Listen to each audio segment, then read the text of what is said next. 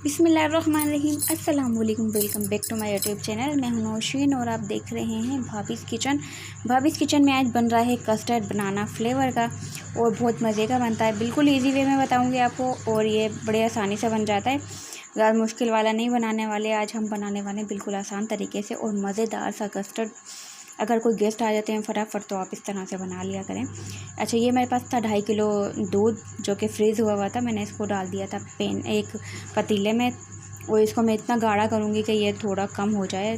कम से कम 2 किलो हो जाना चाहिए इसको पक पक के बॉयल हो, इतना हमें इसको गाढ़ा करना है। उसके बाद मैंने 2 मग ये दूध इसका निकाल लिया था। इसमें मैं ऐड करूँगी 4 स्पून भर भर के बनाना कस्टर्ड के, ताकि ये देखें रफ़ान का बनाना कस्टर्ड है और उसका फ्लेवर बहुत मज़े का होता है बनाना कस्टर्ड का। और ये देखें दूध काफ़ी हद तक गाढ़ा हो गया था। उसके बाद मैंने इसमें डाल दिया था 4 स्पून भर भर के रफ़ान कस्टर्ड के। और इसके बाद ये जो दूध होता है ये बहुत ज़्यादा गर्म नहीं होना चाहिए, क्योंकि फिर आपके जो जब आप इसमें कस्टर्ड ऐड करेंगे तो फिर वो गुठलियाँ बन जाएंगी और वो आपसे संभाला भी नहीं जाएगा और कस्टर्ड आपका ख़राब हो सकता है। तो इसलिए आपको लेना है थोड़ा सा नीम गर्म दूध। इसमें फिर आपकी गुठलियाँ नहीं बनती। और ये देखें कितना अच्छा सा कस्टर्ड हमारा बिल्कुल मिक्स हो गया इसमें।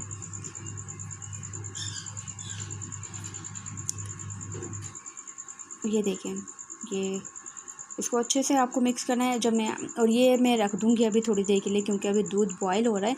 और जब मैं इसको ऐड करूँगी तब भी मैं आपको दिखाऊँगी कि ये बिल्कुल भी गाढ़ा नहीं हुआ है और ये इसमें गुठलियाँ भी नहीं बनी, क्योंकि नीम गर्म दूध था। आप ये समझे कि शायद गाढ़ा हो जाएगा या गुठलियाँ बन जाएंगी, ऐसा कुछ भी नहीं हुआ था।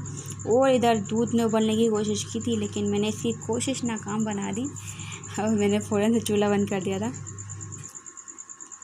ये इसके बाद मैंने इसको चलाया अच्छे से और इसमें मलाई आ गई थी तो उसको भी मैंने मिक्स कर दिया था इसमें। वो बहुत अच्छा सा फ्लेवर आएगा वो गाढ़ा दूध की, तो फिर क्या बात है, बहुत अच्छी चीज़ें बनती हैं इसकी। आपका मीठा बहुत अच्छा बनता है। और इसके बाद मैंने इसमें डाल दी थी 1 प्याली भर के चीनी। अगर आप थोड़ा तेज़ पसंद करते हैं मीठा तो आप ज़्यादा ऐड कर सकते हैं, और अगर आप मुनासिब पसंद करते हैं तो आप थोड़ी और ज़्यादा इसमें ऐड कर लें, 1 प्याली और डाल दें। लेकिन इतना ही काफ़ी है, क्योंकि 2.5 किलो दूध था तो 2 किलो ये रह गया था। उसके बाद मैं बनाने लगी हूँ इसमें जेली के लिए जेली थी मेरे पास रफ़ान की ही जेली थी। उसके बाद मैंने इसमें पानी ऐड किया। पानी मैंने अंदाज़े से ऐड किया था और आप जितना इस पर क्वांटिटी लिखी हुई है पानी की आप उतना ही डालिएगा। अगर आप ज़्यादा पानी ऐड करेंगे तो वो आप ये बिल्कुल जमेगी नहीं और पतली हो जाएगी, फिर उसका कोई फ़ायदा नहीं है। तो इसलिए पानी थोड़ा आप ज़रा कम ही लिया करें, जितनी क्वांटिटी उस पर लिखी हुई है आप उतना ही पानी लिएगा। उसके बाद ये देखें, ये सारी इसमें जो चीनी होती है वो भी अच्छे से इसमें मेल्ट हो गई थी।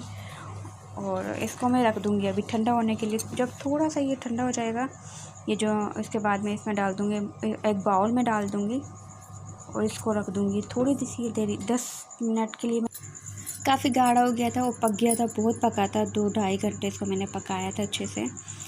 और इसके बाद ये देखिए अब मैं इसमें ऐड करने लगी हूँ ये कस्टर्ड पाउडर जो मैंने दूध में ऐड कर दिया था, मिक्स कर लिया था। ये देखें बिल्कुल इसमें गुठलियाँ नहीं बनी और ये बिल्कुल भी गाढ़ा नहीं हुआ।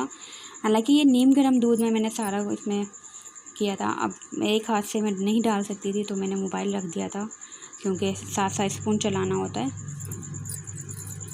उसके बाद जो है मैंने मोबाइल साइड में रख के इसको डाल दिया था और जल्दी जल्दी चम्मच चलाया था। ये देखिए कितना अच्छा गाढ़ा हो गया।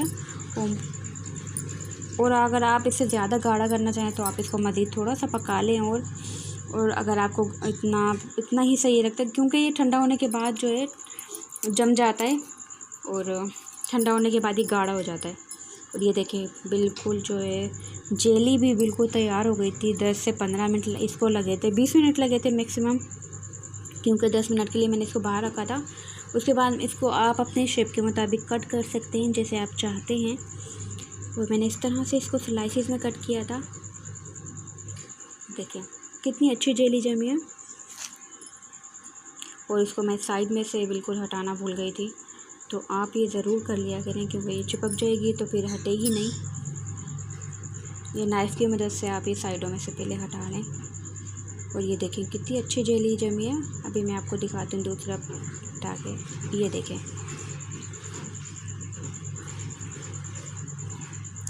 देखिए कितना अच्छा सा चुकोर चुकोर से हमारे पास ये पीस बन गए थे और बहुत अच्छी बनी थी हमारी जेली।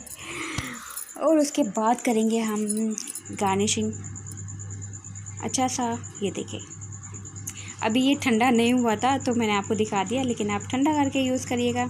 और मिलेंगे इंशाल्लाह नेक्स्ट वीडियो में। अपना बहुत सारा ख्याल रखिएगा। नई रेसिपी के साथ मिलेंगे। लाइक कर दिया करें, शेयर कर दिया करें। मिलेंगे नेक्स्ट वीडियो में। अल्लाह हाफिज़।